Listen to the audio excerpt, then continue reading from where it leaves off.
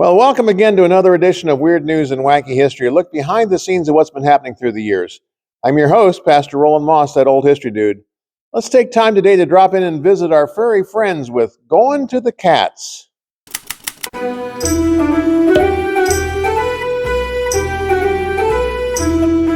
In 1888, an Egyptian farmer digging a well must have thought he'd struck the mother lode of cats when he unearthed tens of thousands of mummified cats in Beni Hassan, 100 miles south of Cairo. A revered religious symbol in ancient Egypt, cats, as the embodiment of the goddess Bastet, were mass-bred and lived a short life. As soon as they matured enough, they were killed by a swift blow to the head or else had their necks wrung. They were then mummified and sold to deeply devout Egyptian worshippers and religious pilgrims to place in personal shrines at home or else leave at worship centers. This feline bonanza posed an interesting opportunity for destitute Egyptians. Some were sold as souvenirs, but most were marketed wholesale. Loaded into steamers, the shipments were transported to Liverpool, England, where they were sold for a few pounds per ton. The auctioneer, seeking to drum up additional interest, is said to have used a Beni Hassan cat skull as an auction gavel during the sales.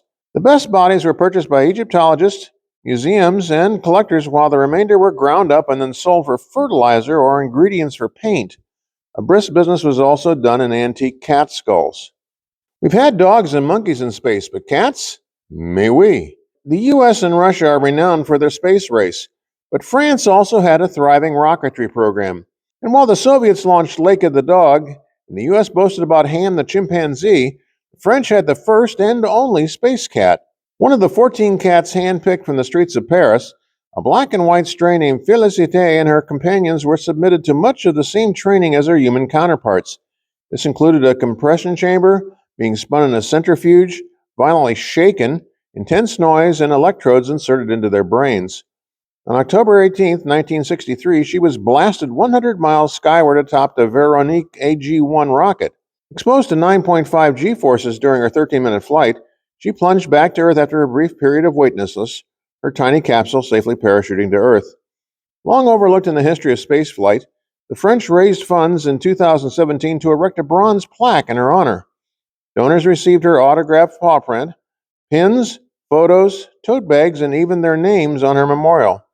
Félicité holds the honor of being the first female in space. She also deserves extra praise. Apparently another astrocat, a Tom, ran away the night before the launch. Vive la France! Having conquered space, how about radiation cats? With 437 operational nuclear reactors operating worldwide in 2021, and construction begun that same year on 10 more, that's a lot of spent radioactive fuel to dispose of each year. In 1981, a group of anthropologists, nuclear physicists, behavioral scientists, and engineers met to brainstorm about how to protect our far distant descendants from accidental exposure to toxic waste reactor fuel. With the catchy name of Human Interference Task Force, the HIT Force, working in conjunction with the Department of Energy, proposed an odd solution in case future generations might not be able to read our current language. To protect our distant offspring, why not genetically modify cats to change color when exposed to massive amounts of radiation? A 1984 suggestion was that their role as a detector of radiation should be anchored in cultural tradition by introducing a suitable name, such as radiation or raycat. As of 2015, the raycat solution is actively investigating ways that glow-in-the-dark capabilities, such as jellyfish or lightning bugs, could be introduced into cats. Genetically modified cats? While there's no word on any success as of yet, you just might want to check Fluffy or Tigger. If they glow next to your nuclear reactor, you've got a raycat.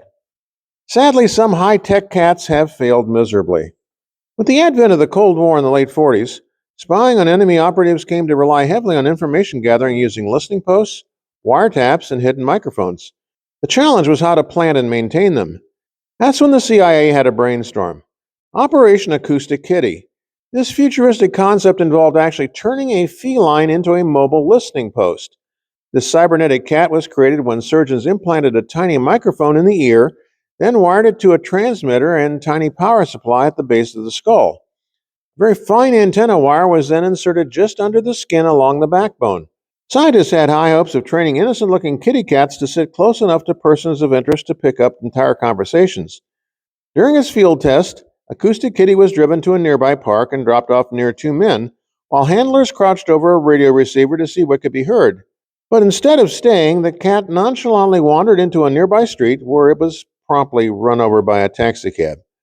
Realizing that cats only go where they want to go, the entire project was scrapped in 1967 at a cost to taxpayers of $10 million. And that's about all the time we have for this episode of Weird News and Wacky History, a look behind the scenes of what's been happening through the years. I'm your host, Pastor Roland Moss, author, historian, and speaker, wishing that all of your history might be just a little bit weird.